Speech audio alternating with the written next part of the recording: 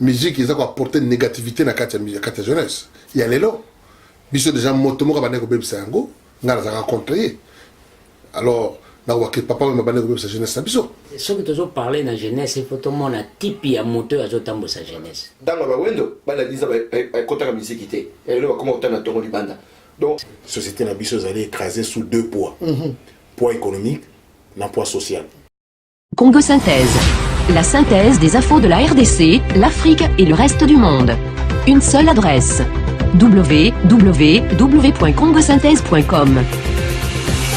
les social bandeko ba bolingo en tout cas mbote lisusu mbote mingi na bino tobaki o ezali deuxième émission ya pourquoi lelo parce que le seul mi balé mbala moko to sala on a les mêmes invités ndenge to prometaki parce que ngongo na biso pe ezalaka na tango na yango. Mais alors, tu as une émission, ou bien déjà liboso, tu as sur valeur et la musique, surtout les musiciens, ceux qui basent exemple pour na mboka nabiso. Alors, lelo siko to solo na nous na oyo evandisaka mboka. Oyo to bengi la jeunesse. Jeunesse te na ndenge to yebai ke jeunesse molele tetetele. Jeunesse ya mboka. Oyo ezali to lobby avenir ya mboka pona mikole koya. To salaki ba série ne to prometaki elekaki ezoleka botalango na ba site na biso na www.toleka.net www.congosynthèse.com www.yugecongovoice.com plateforme où travailler mingi et puis na banzela nyoso boko sala. Donc to banana na ndeko bokanga mbote na public avant to kenena na mbote ya mbangu to bien lilobato ya mbabandeko nyoso et puis to kota na mozindo ya liloba na biso. Olobi boni Na pesi mbote na biso nyonso lisusu bolanda tozana mingi ya koloba. Merci. Alors na loboko nanga mobali na pembeni en tout cas les géants pambate ngambe mobali oyo lobi mboka paysa monene a otondisa yango yimo bote. Alors ndeko Jos olobi bon.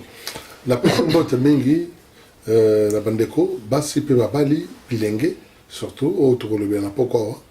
Et puis, tu repètes toujours apporter comme soutien la toli. Oh, biso tout ça qui n'a âge d'abino au micro, bamboule leki, poto boza lanzela semba. Matondo. Alors, dans le bon on a moi si on a pembeni patozo kende boye mpaka Imam Omar mpaka oyo azago tokisamboka mpaka Imam Olobibona. Mbote mingi na balandi bongo boyenge bene oyo tobandi lelo na mukolo ya lelo pona makambo etali bilenge. Pona bilenge bango nde toza kolengela bango lobi alors makambo ezali mingi oyo tokoluba wa tokopotana wa boyi pona makambo etali bilenge ya Congo matondo na bino nyonso matondo mingi alors na suka kuna pona poko lelo tozali na mpaka ndombele Filemon mpaka ndombele olobi mboto mingi bandeko toya lelo mingi pona ko pesa toli na bilenge donc la jeunesse la français parce que bilenge bazali avenir ya lobby il y a un constructif à topé sabango parce que baba mikolo alegaka o bozana ngo ba ba jeune pour la continuité à vie mon cosa prospérité à vie dans longévité voilà Matondo mingi. Alors, un pays sans jeunesse est un pays mort, est un pays sans avenir, est un pays vraiment détruit à l'avance.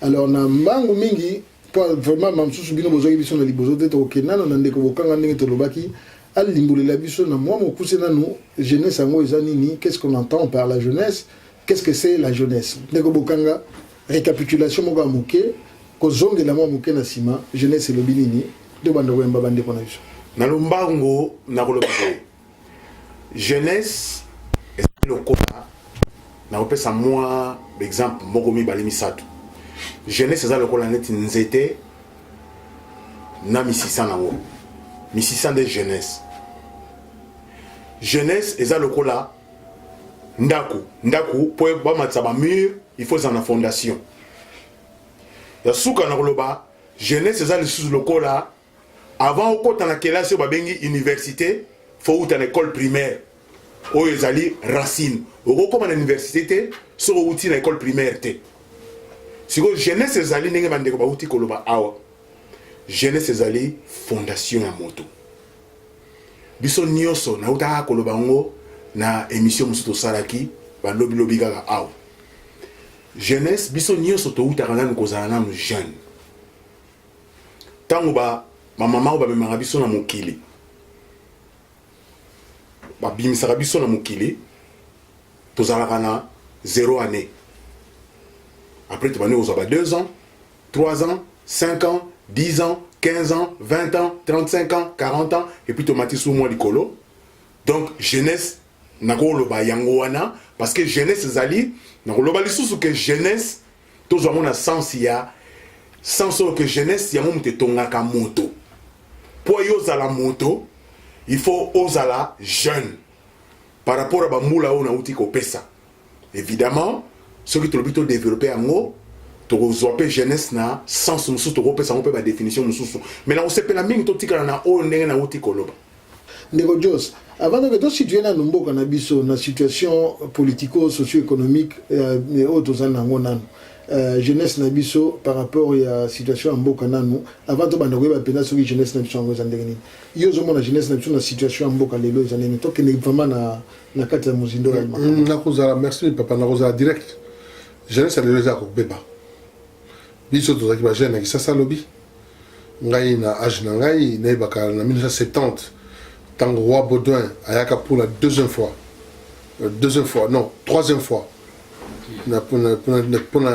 pour fêter 10e année d'indépendance. Tout cela a défilé moko historique. Je suis un des participants à l'époque. Et je me compare, discipline, tout ça dans le Tangwana. Bon, tant que tu as dit que ma jango et coli, mais que beba, et moto moko abandonné que bébé sa jeunesse tabiso. Mais on a dit que moto n'a pas anti et azobe sa jeunesse tabiso. Donc le bango de tout que sur un membre comme Michel Bosso. Musique ils ont apporté négativité na kati ya jeunesse il y a lelo biso déjà motomo ka bana ko bebisa yango ngala za rencontrer alors na wa ke papa me bana ko bebisa jeunesse biso na 77 ans suivant la musique aina makambo ya etamboli et là koloba ko zala boye ma façon ona et kotati na baleki o balande simane na musique ti lelo na bano to boti na bakoli le beba à partir de l'influence de la jeunesse. Voilà, c'est ça. Matondo. Mpaka Omar, est-ce que jeunesse à RDC, ezali ko sala musala nango ndenge longobani, ezali ko zwa esika nango ndenge longobani surtout na ndenge mboka depuis une vingtaine d'années siko 2 décennies maintenant, ezali ko kende na ko tepa. Est-ce que jeunesse ezali ko sala musala? Ouais, jeunesse, ce que tu as parlé de la jeunesse, il faut que tu aies un type de moteur à sa jeunesse. Alors, ce que tu as un type de moteur à sa jeunesse, c'est la famille. Tu as toujours la famille. Parce que jeunesse, on n'a pas préparé. C'est la famille. Alors, famille, on n'a pas préparé jeunesse, il faut que institution et préparer famille pour famille comme sa jeunesse. Quand on parle d'institution, c'est-à-dire institution gouvernementale, c'est-à-dire que la base de la famille, la jeunesse, makambo tout est vendu dans le gouvernement. C'est-à-dire que le gouvernement de moto, où il y a sa liaison et où tu es pas naïe et comme la famille est si quoi il y a boti mwana wana zotambola selon kuna na likolo nenge zo pesama. Alors tu vois comment on a que pourquoi moi on a baby parce que institution est fiable pour na kotalaka batu parce que yo papa okoki kosala nyonso te pona mwana pour atambola. Donc toujours parler si la jeunesse, il faut te parler na eloko ezo baby sa jeunesse. Okay. Institution gouvernementale ils ont baby ça na famille peut moyen ata la jeune peut abungi là. Donc il faut te tala d'abord nzela wana boye umbilical wana boye toujours mona wana boye e wuti ezokoya lokola nyoka boiti e komi na mwana muke azomona ka azotambola mabe mais ça koyeba te côté mabe zoya. Donc pour le moment toujours parler ici la jeunesse mais il faut te ba fondement na débit à jeunesse à beba. Alors akoki ko beba ba parents mais ba parents on a ba baby quelque part. Bon, donc ce que tu comprends bien nous allons au lobby jeunesse na RDC et ça ko beba. Ya ko beba. OK. Le bonanga Filemon Ndombele. Patrimoine ni biso to léguer la jeunesse oyo mpaka Omar à lobby lelo za ko beba. Patrimoine ni to léguer na bango. Bon. Alors compléter mbota lobby à jeunesse gouvernemental présent. Tout le monde a le premier gouvernement, même avec Baké, 54 ans passés, premier gouvernement est ministère de la jeunesse et Sanaki. Sport et loisirs. Ministre, je pense, Pierre Moulélé. Hein? Mon dadi Bandundu. Donc, 54 ans passés, ministre de l'éducation nationale Sanaki.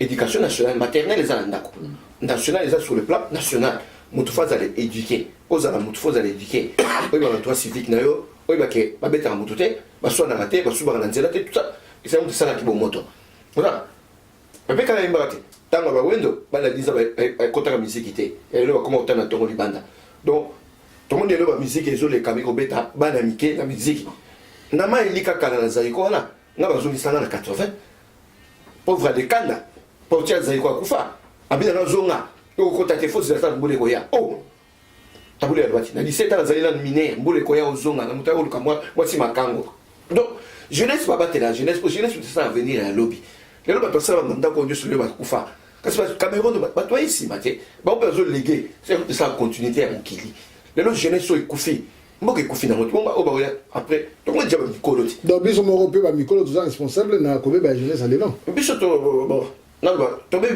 moi ndam to ça moi kobe ba moké parce que ça comme mouvement mo va mo rezoya va mo zo na bato mayele comment moto maza mayele makome ngate ngada nze mais galomanie koti bato makasi na moto na ba vulgarité ça makasi faut célébrer faut ça vulgaire ngada nze ngate biloko ndema alors biloko faut ici là même un journaliste surtout ba journaliste ba biloko ça audiovisuel ils sont très dangereux ya mon mon émission mo ezali kamo bêtise ba tu moi ba censurer passionnant parce que ils ont ça impact na massa ba tu so tala mais on tient quand même dans le balikamo ba le baraté alors moi biloko ndema mte ça en parlant de la journaliste en parlant de la journaliste c'est ça na moko mikolo udi le Ghana États-Unis abandon ça la émission juste parce que alobaki mon est le en anglais ko souhait malamo ba longoli na ni bon ok on est parenthèse mais to zo na no pas de bokanga ne to lobaki so ya ko bakisi zali o bakisi mais o landi pe na motune zo landa yo mais na lombangu na mokuse pona ngonga na biso ndeko bokanga to zo loba jeunesse ezali ya ko beba ndenge to lobi peut-être ko zala d'accord nango peut-être ko zala d'accord nango te mais sikoyo contribution nini na vraiment rôle ni important au jeunesse ya mboka et ko sala pona bien fait pour le bien-être well-being ya mboka ya ngomoko avant que comme nanu ya ba na senga moi un petit détour na obande ko balobi likambote na synthèse de bande ko mi sato ba uti ko ba awa na ko ba que société na biso allait écraser sous deux poids poids économique na poids social poids économique et ça dit que exemple moko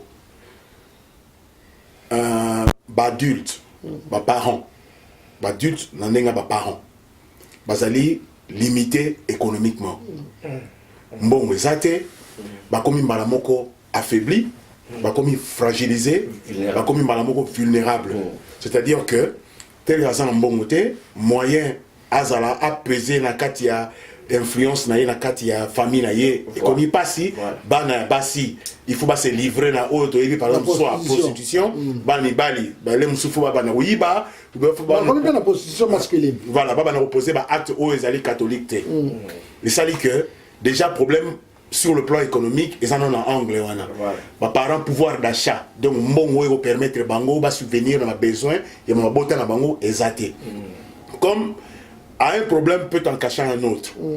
Il y a ce qu'on appelle l'effet domino. C'est-à-dire que problème économique et entraîner problème social. Problème social, c'est que échanger, bouleverser et apporter bouleversement dans la vie sociale, il y a batou. Mot de vie à batou, échanger. Batou, on les batam au landing et single batam dans la société et parce que ça peut quelque part faute na bangote parce que bah combien un peu conditionné, canalisé, coincé. Donc au yeli bango tout le monde par exemple phénomène à contexte social tout le monde phénomène un phénomène à les enfants de rue malheureusement c'est par la phrase donc bakuluna na époque mo kala benga ba balado donc ça va phénomène moko yaka que société comme instable ce qui jeunesse est comme en perdition donc comme na bobungi donc et bongi nenge nini parce que ba adulte ba ko battre ba valeur morale te ba valeur morale elle ba valeur oyo za na kati ya moto on a le koto ya français ba bengi des valeurs inhérentes ba valeur oyo zali intrinsèque oyo za na kati ya bongo na yo oyo que ba ko yebisa yo te que ko finga muto za mabe mais yo mo na kati ya bongo na yo conscience mo bozongela kayo et yebisa yo que na ko finga muto te na ko poser acte à ma bête na ko boma mutu te donc ça va anti valeur mais si vous n'avez pas nabiso les politiques bango bato balaki en charge parce que politique moussa les années au biso to bengaka les hommes politiques et les femmes politiques baza bato o bazali ba garant ya société bango baza on a faut batia ba garde-fou bola nanga bien mo ezali ya makasi ezali ba garde-fou soki na kata société garde-fou ezate kotia ba kokengela botamboli ya bato mibeko ekengela mibeko we sala ke bokengela so mutu azotambola malamu to sa bimai déjà na nzela so mibeko wana ezate et ben jeunesse ekufi parce que jeunesse ezali na mutu ekoloba awa to botamaka mikolo te to komaka nde mikolo kokoma to utanga na kozala jeune ndeko nanga ndombela uta ekoloba awa ministère mobimba et ministère il y a une grande importance avec le ministère à justice il y a jeunesse tout le loisir et au ministère de la jeunesse. Pourquoi ministère de la jeunesse c'est ça? Parce que les allées si quand on va venir au Canada, n'engni to tonga qui bon moto à moi na mke. Azala qui na 0 année, a commis na septembre 0 année azala konguluma. Azala qui komela mabele maman na ye. Après il faut nommer la biberon. Après attends on commence à 7 ans, faut bosomber la vélo. Il faut botir na maboko na livre pour mutu il faut se construire na kotanga esprit et ko éveiller esprit à curiosité na ye et ko memaye o babengaka bienvenue na monde ya ba mikolo ça dit tant bani ko tonga personnalité na yazo tonga ki bo moto na ye et ko salaka que un jour a okomaka adulte tant a okoma adulte a okoma na ba responsabilité tant a okoma na ba responsabilité toka monter mutona a okamba Congo OK to sukala no wana na ko illustrer kaka lilobolobi wana ezana papa mususu kaka pona bakonibani ba biloko wana ba conséquences socio-économiques azalaki mukonzi monene kala aboti bana basi bakomi kobima kozonga na pokwa ye azalaki na ba valeur oyo nyonso esengeli parents azala nango avandisi mwana na ye alobi ozokoyoka soni te makambo ozokosala boye na boye mwana tuna eloko moko alobi papa avec tous les respects naza nango na yo lelo nakomi mwasi mobimba kala ozalaki kosombela biso boye na boye lelo soki nasengi yo okolela. Est-ce que ce qui n'a lobby papa sommelanga sous-vêtement au sombre papa alela na bande papa na mi bomaka c'est l'histoire vraie alors on les a pour nous illustrer et le golobaki alors ndeko nangai Jos ndeko bokanga pesi exemple mo ba balado ba kuluna banini o ezoko exister les lots tozoko mona ba shege ba kuluna ne ba benga bango les enfants de la rue s'il faut les respecter parce qu'on doit les respecter quand même. Les alliés ba circonstance moko o ya lelo. Ba conséquence nango ezanini na ba méfait nango par rapport à l'avenir ya mboka RDC ndeko tozali ba lobi RDC c'est un grand pays encore jeune. Il faut se construire. Ba conséquence merci mina motuna na obelo mobo. En 1989 Nazara à l'époque résident en France. Là, on a un reportage à l'époque sur les enfants de la rue. Le pays où il y a un nombre des enfants de la rue à l'époque. Ils étaient au Brésil, ils étaient aux Philippines. Et pas une chose à la rater. Il y a des barontés. Il y a des baguettes que il y a des baguettes que aux gens qui se calopent aux gens qui se calopent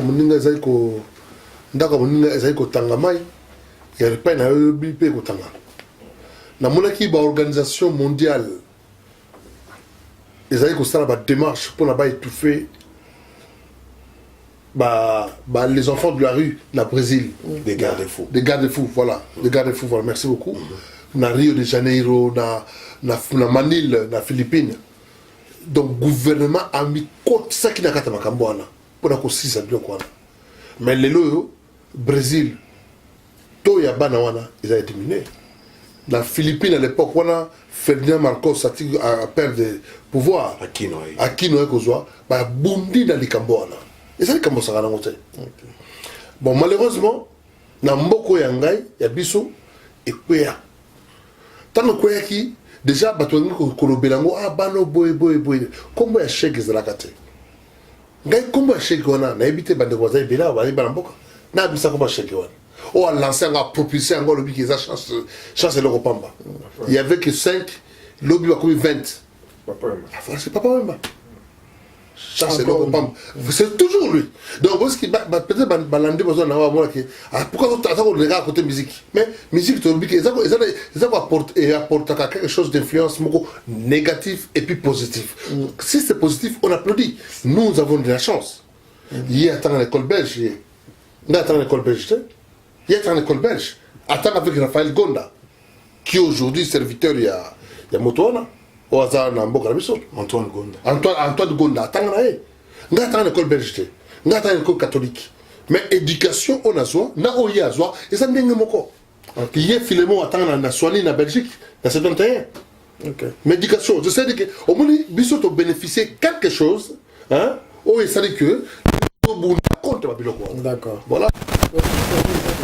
Moi, on s'attaque à la géographie, mais tout le ballon quand même. Bien, Paka.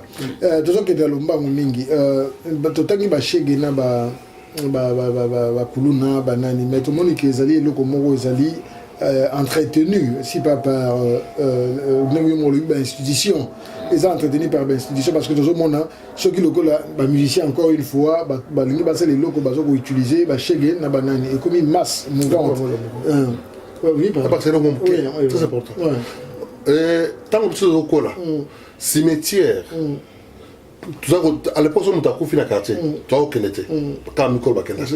Mais tant que tu es là, surtout comme un cimetière, par exemple, net bisoto qui est bandal de wapi, au bout d'un cimetière, il y a Kitam, il y a Ngirigiri, ou il y a Kala, au Rota la Ngote, il faut aller pas eux. Vous comprenez? Au Rota la Ngote. Bon. Mais, et ça, mais qu'après des années, tu connais, cimetière et comme si bana ba cheke ba comme kola likolo tombo. OK. Ba comme ko vivre kuna comme la va ko bota même kuna. OK. Na zongeli on pakambango na ngai na loba ndenge nini ba jeune ba cheke ba nani ba comme ko joa place na nini. Est-ce que ezali gain moko donc et loko moko en plus pour la société à lobby, il veut dire lobby ya mboka ou pas? Kozoni. Mais bah chèque to comme aux jeunes bah chèque bah ju place et à jeunesse bah que culture on a à venir à lobby to solo. Est-ce que ça li gain pour na mboka lobby sont to analyser chèque c'est quoi?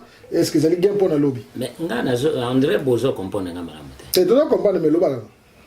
La famille a boté gouvernement. Parce que pour la ministre aux années il faut y a la famille. Les alliés fondement institution, première institution à Mokili, c'est la famille. Ce qui est beau gouvernement wana il faut y battre la institution ya liboso. Ce qui gouvernement zoye ba ko battre l'institution ya liboso te o ba bengi famille. Gouvernement wana ko avancer te. Bato mo utaka na fa. Ozomona. Le gouvernement tikali nango comme ça et un avancement te. Yango to lobi bien. Ce que tozolo ba likambo jeunesse. Tozana ba kombo mingi na Congo o ba kombo ezozwa kaka kombo wana o ba lobi kanyama na lobi yango lelo kanyama anyama soko lobi mutu ozali kan bon tala nano ba pete bozo benga bango ba shege tala institution ya police o bazo benga mutu kanyama tala siko balancer entre bana wana na la police ya Congo siko tala siko niveau bazako sala ba réaction na bango envers bana mike wana automatiquement comme on a que institution na biso et si beba yango bana wana il faut babeba.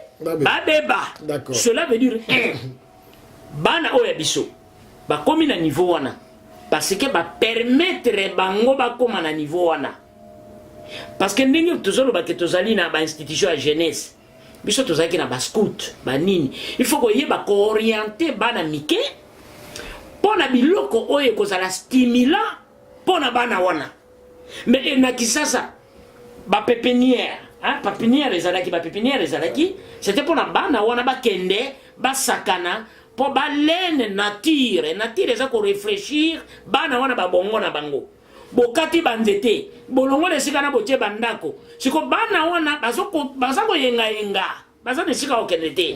Alors na Kinshasa za ki place moko bana baye bazako sakana banini bomona na poto na chaque quartier ba parc biloko wana nécessité nango ezali nini pona bana eza pona bana bazako kola mais bazako kola na ndenge ya malamu parce que nature pa na bango eza ko pesa bango ela ya kokola malamu mitu na bango e ko kende na ko sala ka mobulu te yango tolobi bien tozongi ke soki bozali na institution ya malamu te ata famille ata la police ata soda ata moto asalaka musa akozala nyama. OK.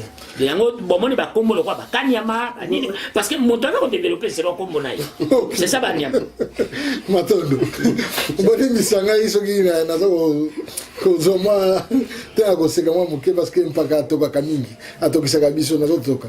Alors monsieur Philemon Ndombele mpaka Philemon tolobi awa institution il faut ezala yo lo bagi que nani département ministère de la jeunesse et là qui tout ça un département de la jeunesse un ministère de la jeunesse bien les répondre à la projection et banini moko kozala est-ce que lelo département et ministère de la jeunesse ango ezali so ezali obligation nango kozala nini par rapport à la jeunesse na biso est-ce que kozala prioritaire ou pas pour la fois la prioritaire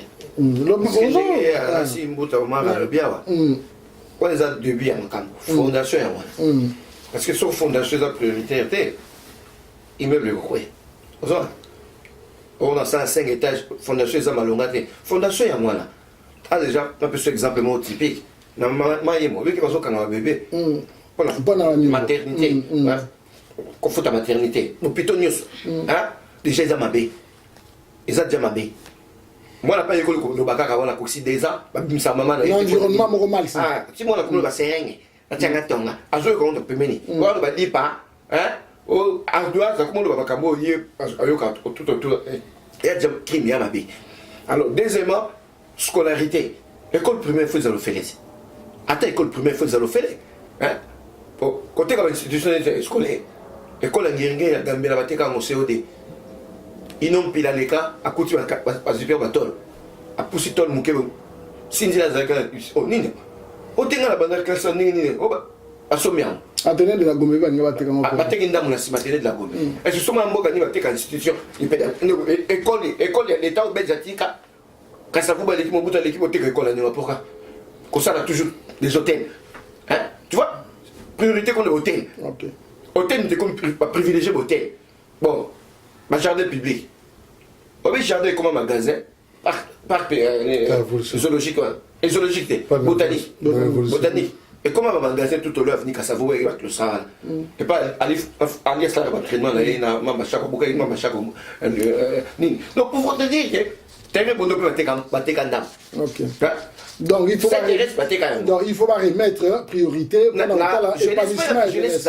Et moi, jeunesse, elle reste confinée, étouffée, il n'a plus rien à faire. N'a qu'au lieu de zalaper, parce qu'il va parler, ils sont un peu moins au salade. Et on va se livrer dans la délinquance. Elle ne réfléchit plus. D'accord. Exactement. D'accord. Mbangu na to kende pa ende kubukanga. Alobi wana iloko mo ke bana bakomi kokanga bango na ba maternité na banini. Nani ezana iloko moko nga personnellement comment ko marqué. OK. Alors bazo kanga bana bazo sala boye mais il arrive des moments où mona bakonzi mboka aleki boye. Oh non, merci pour na papa Mokonzi, merci pour na Kingandi aleki asalisi biso boye. Mais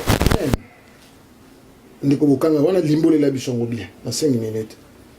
Une jeunesse qui est l'avenir d'un pays, qui est la base, le fondement d'un pays parce que bango ba besoin relève.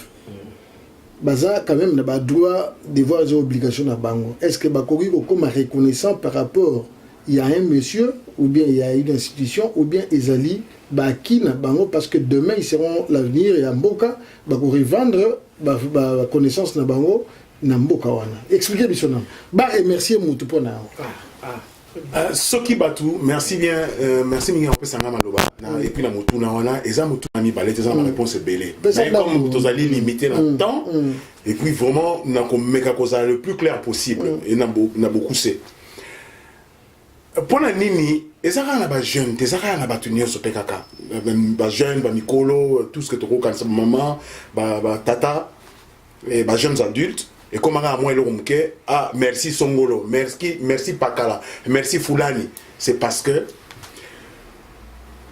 na moko na biso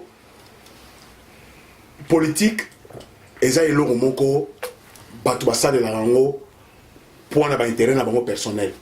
Alors pour arriver à leur fin, pour arriver à ba but na bango ba politicien ba se fixa, va créer un état d'esprit. Je dis bien état d'esprit.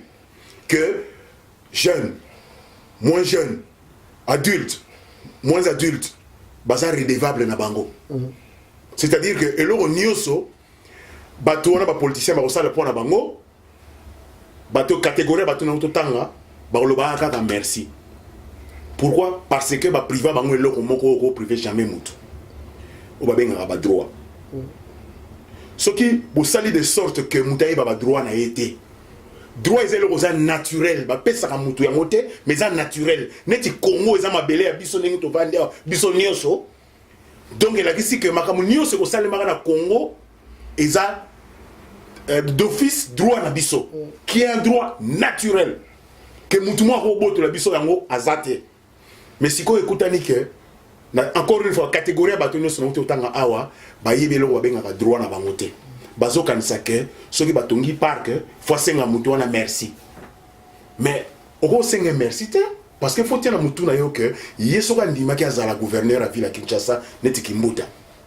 Soki o pe azali wana zo diriger wana so enfin ko diriger ozo benga nani Kanambia o azawana bazo aza président ya Congo.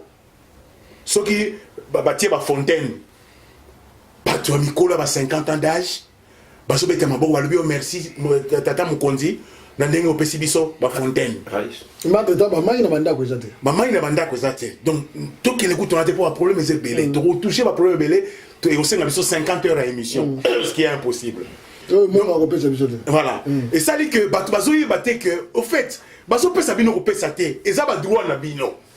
Il faut que tu aies un droit à bango. Mouto azali na charge ou azali responsable azali na service public. Service public est lobby nini. Service public est lobby que ceux qui va le bâtir poste. Mukanda nyo se okota na poste, ceux qui ont 50 millions. Tu imagines que 50 millions on a battu, va recevoir 50 millions va courir. Mouto azali mukotia poste, eza obligation na ye, il faut comme ça 50 millions de courriers na 50 millions de Congolais.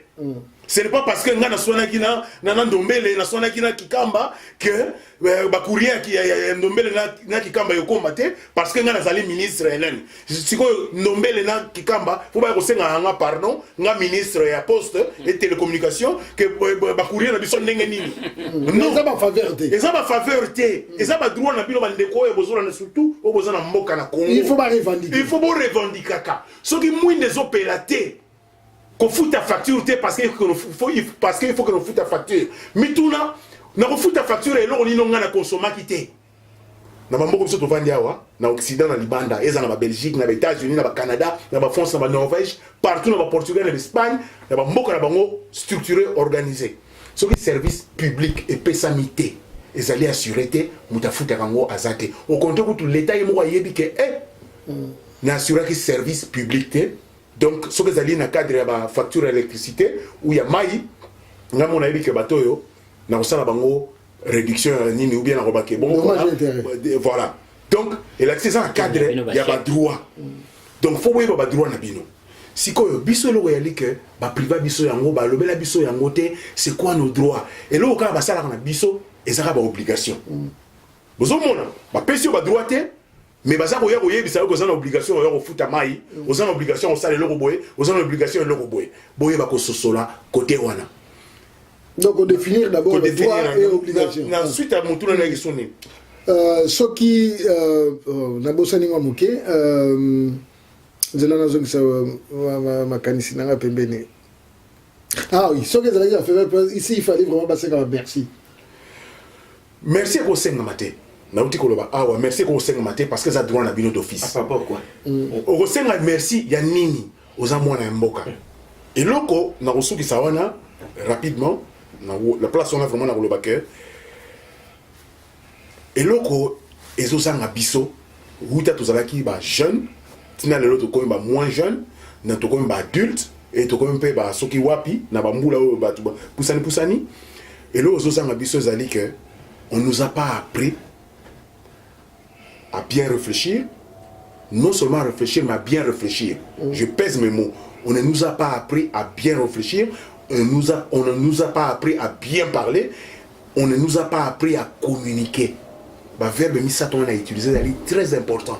moto il faut ayeba ko réfléchir koyeba ko réfléchir eza ko memana nini eza na biloko papa oyo memanga nga na mukili oyo ça fait 14 ans jour pour jour azara susu na mukili oyo aza na 2 mètres na mabele aloba na nga eloko oyo conseil ya papa ya mukolo et puis ya papa aloba na nga abi petit jeune homme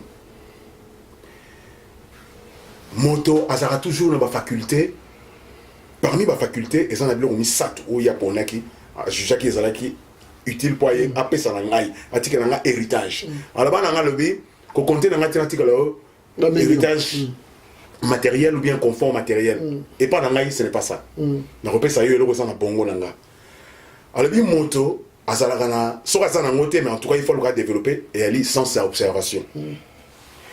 Deuxièmement, motu fois dans le sens ya écoute. Soit ça na ngote, il faut le accoler sa sens ya écoute. Et puis na souka na lobby, il y a souka on a monté quoi fait tous les 2 ans précédents. Les alliés motu fois dans le sens ya humilité.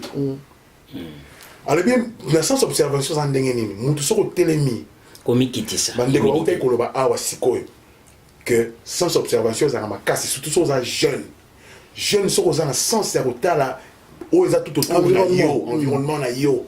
Osa ko se questionner, osa ko remettre en question. Pourquoi awa il faut caniveau les canaux, ndeni caniveau sur les canate, maille tondi likolo. Il faut bien caniveau maille on ko stagner wanate, pour na sima maille so que stagner, matite ko bota sanité, bangunge ko ya, donc e ko affecter hygiène na yo parce que to vivre na planète, nous souhaitons to vivre na planète wana. Donc elle a dit que sans observation, c'est important. Et puis sans écoute les allées ni na la na jeune homme. Ils allaient que si on va na batu, il faut le baka moins, mais au yokaka plus. Tant au yoka plus, et autres que là autant il y a makambo bandeko bazoloba, il faut réfléchir, on sera toujours dans la longueur d'avance par rapport à Batouana. Et puis il y a souka, alors si on lingi ba idée na yo ezalaka prise en compte, considérée, adoptée par tes pères, donc bandeko na yo, semblable na yo, il faut toujours dans le sens de humilité. Même ce qu'on ose prétendre que oui, mais il faut toujours que Luka des mots, façon à s'exprimer. Je pense que tu auras plus à gagner qu'à perdre. Nyoswana, et ça va faculté, moko yaka mingi, ce qu'on a jeune. Yangwa on a poto, a on a moko ya mindele, mingi jeune. Ceux qui jeune moko akoyi na balabala. Ba service mieux sur l'état ou la public, police, ambulance, tout est parce que social est ou bien assistance sociale ba yé. Ceux qui jeune na sala quelque chose moko nini, ba yaka toujours assister parce que ba yebi que ceux qui jeune on a baby. C'est toute une société. Et puis na souka eza eloko mo ba maman fo boyeba oyo que ba responsable politique tout va boma. Parce que maman moi si femme to benga ba communes otolingi na ba le contenu so mindele tolingi maman moi si femme azara toujours garante il y a une femme qui est formée, une femme qui est instruite, c'est une femme, c'est une société qui va de l'avant, c'est une société oyo ekotungama et puis jeune fait à la place naïe. Merci. En tout cas, merci mingi na banza pona ko comme toujours dans bagisa par exemple là-bas il y a droit à l'état on a banza quelques mois passés ba yeko sala misala na compagnie mo songolo pas tout sanga ngote ba courir quatre émissions juste une demi-journée mais na banza mpakaza na quartier na biso wa toujours une enveloppe plus de 200 livres quand rapport na demi-journée wana na excuse vraiment que ba tinde les biso mais par contre na Congo na Kinshasa mikoleleki aux 8 téléphones, mais ils ont dit qu'ils ont été pendant 6 mois, quelque chose comme ça, mais Bazako Foudi Sabatou, facture Nengolobiwana, il y a depuis 1997. Bazako réclamé, Batou Niwa, facture depuis 1997 au présenté à côté, Bassalé le forfait. Et puis, tu peux bandimi, Fouti Yango. Vraiment, tout le monde. Alors, Mingi n'a aucun départ à un déco Joss. Tolobia wa wana mamke musique eza véhicule ya pensée ani nyos ndengologi ya éducation to moni que to zappé na presse parce que musique sans presse pèse la ganité musala nini presse na biso na musique ko sala par rapport et ba problème autour na la jeunesse na RDC musala nini ezali est-ce que baza ko sala ngo d'abord ya wana na bat au monde presse au monde temps biso na presse un peu là bato bazaka kosala la presse à l'époque bazaka modèle malgré quelques défauts. Oui, parce que baza bato mais nakozwa exemple nakotanga komo bato kola papa Kulutu na biso vie na biso pe papa na biso Stéphane Kitunto Léon toi bato kola bakadi Mabukasa bato kola bakayumbi Bea bato kola balukonku Sampo tokomona ba rôle bato ko jouer dans les médias Basunga Nzinga Benyaminyo Embe voilà Nias Mabeka Mateta Kanda Cécile Mobonke Cécile Mobonke Nangongolo Génie la paix bon voilà bomoni mbula bato baseva biso ta zokola na c'était mbombo d'accord na domaine de la presse et ça comme casque biso tozala bien éduqué quel que soit le niveau de système koloto doctorat mais auto suki ça na moko na biso et apporter quelque chose de positif dans la société.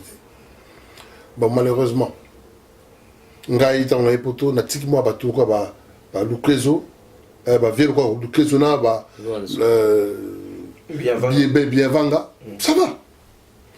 Bon malheureusement les tout ça banane on va encore apporter négativité dans la jeunesse. Voilà. Bon mais tout là famille tout ça un problème sérieux. Alors il y a et je sais que il faut qu'on réconscientise bao bazui mo salawana pour na ko apporter pour bao bazali bana ou bazali ba jeunesse et ba jeune lelo bazali kaka bato to ko benda basala mato ipe et pour na ko benda mato biso so benda biso mato ya parents pour na bayoka et logo na kosenga que vraiment il n'est jamais trop tard to ko jamais ko désespéré pour ceux qui sont désespérés dans un pays sans la jeunesse c'est un pays mort et notre pays actuellement tout autant jamais jeune moko azosalama makasi l'influence ya génération na ye na côté positif ya futur azate. Alors nous on est là, je crois que tu peux apporter oyo biso tozoré par biso pour na ke bana wana bato baleki wana na bakona so batambola bakende oyo. Merci. Alors, Mpakaoma, ndeko bokanga lobi loko moko bi vraiment loko moko motuya. Alobi jeunesse il faut la encadrer, ba service il faut la mobiliser et zala tout ça même kala tout ça ka na Kinshasa les zokola na banda quelques services zala ka d'ailleurs pour la raison éducation babando 18 ans na lupam. Ce qui a mon yo kingabo ezuyo kena. Biloko on ezalaki mais ils ont un rôle moko oyo bato pena basimbaka jeunesse en général ya pays ils ont éducateur donc ba enseignant na banani est-ce que ba enseignant na biso baza formé pour na encadrement ya jeunesse bazali préparer pour na avenir préparer avenir à jeunesse ou bien bazali bango pe ko jouer rôle oyo lobi ya institution dépravée vraiment ezali esengo mingi puisque toucher loko moko pe na bosana ki pona na meka ko éclairer yango malamu. Donc il faut la révolution na kati ya institution de l'État. Il faut qu'on révolutionner institution à l'État na biso. Bon yango soki ezali révolutionner yango et se renaître. En tout cas jeunesse na biso ekoza malamu. To bandi nano d'abord il faut totala nano institution pédagogique. La pédagogie ezalaki modèle oyo eyaka na Congo pona epesa bato bazo landa section wana uniquement pona ko yeba ko éduquer bato. Lelo total un enseignant, un pédagogue a telemi azako tangisa bana wana ba position ba vandi bazana mabeli. Montre mosusu ko yana moi ebonga na ena ndako. Dans un pays na lobi bien na ebisaki bino fondement ezali état dans un pays ezana forêt équatoriale. Alors biso to vandi na ba moko ya kitoko. Bozana ba plime, bozana ba nindo, bozokoma ba nini. Donc bozana ba tableau ya kitoko ba nini. Impression wana. Et pesi mwana ke na kati ya environnement wana azana harmonie. Azana harmonie na enseignant na ye, azana harmonie na sika vandi, azana harmonie na tableau, azana harmonie ningi azokoma calligraphie. Alors so mona ke mwana wana azana mayele azana posa kotanga. Akozonga na ndako akokuta papa ke musala mama alambi tango azoko ya directement bazo présenter azako lia nazako bisabino mettre prise moto oya azako bebisa eloko wana babengi jeunesse ezali l'État congolais. Okay. Nasa ko beta libaya. Merci. Il faut qu'on détruise institution o ezali lelo parce que ezali fondamental te pona ko kolisa bana na biso po lelo tozo jeunesse ya solo. Ya solo. Matondo mpaka. Alors, muta Filemon, donc comme inasuka, yo soki ko pesa 1 minute kaka, il y a conseil ou bien il y a proposition na soki to ko sala ni pour la jeunesse mboka na biso. Comment dire monsieur Jean-Guy, jeunesse est fondamentale dans le cadre que les lots net tout à l'heure sont ma communauté ce bébé na kati mboka et ça même si on est notre équipe est représentée bien dans la compétition mondiale hein ba polar tu vas foutre faut choisir pour ça la sélection bateau football au moins là on est dans la deuxième république problème aux accords entre le chef de l'état Mobutu l'ex-chef de l'état presque belge chopé vraiment belge hein à Ponaki les contentieux belges à Ponaki bateau à Mayeli mettre ping à Kasenda mettre Nimina Kamanda mais très dans souffle pas ça là dans la boula pourquoi soit qui va monter dans boula ngando parce que soit que bango ba kani bani bango c'est ça de trois on va travailler mais soit il est là bango soit très dans souffle mais là au monde il sait qu'il y a ba ko mutu il faut à la place qu'il faut te mutu bo beta balé ba tiete ba zo memi tato ngulu on dit biso moto zo bebi ça ni wana d'accord le journaliste biso ba commis. Non, qu'est-ce qu'on doit faire? Qu'est-ce qu'on doit faire? Comment tu as ministre sport et bobeta dada? Qu'est-ce qu'on doit faire? Qu'on zone ça. Et là, on ok, merci. Et là, comment on peut parler? Si on lit le banayo, on lit ça bana mboka, ce qu'on peut faire. Oui, avant na kena li bana lobi. Mais na 1 minute. Journaliste à cause de la bandité. Et un modèle na kolubana ye na présentation na ye. Na zo yana na pas na bini. So comme on est journaliste à bandit. Donc na lobake les enfants les enfants de la rue, baza kozwa banditisme à partir de moteur à présenter. Exactement. Donc il faut journaliste à modèle bazonga tout le monde le éducateur bazonga tout le monde biloko mabe wana to ekende. Alors naye kuna nazoya na bola mute nazoya na mabe nazoya na kubwaka mabanga ya moto naza koya pe na mbeli di Congo banini. Donc pour révolutionner institution ya pareil ya l'état congolais parce que yangonde ezo ko bebisa yangonde créer ka ba shege biso toujours kanega bonini institution oyeye yo moko soko zali shege olingo créer bana batonzo bako ma shege yo ozali shege yo oye na makambo nayo ya kishege na kati ya Congo oyeba kike Congo bazaka na ba shege mais bazaka na ba shege ya ndingo nate alors boyeli biso formule moko ke bana moko babimi boye babimaka tout ça pour na bino conserver bango au créer la police moko o ezali na communion na bana wana na communication pour na botia bana wana stationné pour babisa ka bato pour génération na biso tika la génération ndengwana non le Congo doit apprendre ningona te tozali bato o tozali très intelligent en Afrique il faut tozonga na modèle na biso enseignement o tozalaka nango ba internat et fungwa ba école ya solo mais pas avec cette institution de l'état. Merci Mingi Mpaka. Il faut ekende libela. Merci Mingi. Alors Mpaka Jos 1 minute parce que tokomi na suka totikali na ngonga pena muke 1 minute pour un message na eloko nini to yi kosala. Merci Mingi, d'accord, Mingi, juste une minute, nous venons de terminer de vendre à la studio, vous allez commettre tanga, poète, bazali ko kabiso, ba comprendre souci na biso. Souci na biso zali pour la jeunesse ya lelo. La jeunesse nde mutu kotonga mboka na biso lobby. Na yango wana bino bae bozali na ba responsabilité ya jeunesse. Tamso bozali bato, bozali be babungi. Vous allez koyoka, mais vous allez koyoka te. Mais tolingite est comme trop tard que lobby mboka et la moto. Nous sommes là pour nous apporter sans savoir na biso au biso de Zouaki pour que mboka et bonga et que nous pour la jeunesse na biso. Merci Mingi Mpaka, en tout cas Matondo. Mpaka Bokanga. Na olo wana lombango que bande ko ngai na za s'adresser directement à ba jeunesse ya Congo et puis na ba congolais ba mo bana mboka boye ba iloko que pour ko tonga mboka esengaka 50 ans pour ko stabiliser mboka esengaka 50 ans musus donc au total 100 ans ils allaient à wate sikoyo prise de conscience faut qu'on la biso conscience collective il faut toyeba que ma belone za ya biso jeune ou jeunesse ya RDC bo accepter les sous n'importe quoi te bo accepter les sous te ba marginaliser bino ba comme ça bino ba chose et puis na kosuka wana na koloba ke bo s'inspirer o ba yeba kité ba luka ba se renseigner parce que solo la uta koloba awa ko solo la est important bo luka bo yeba ke na époque moko ya ba année 70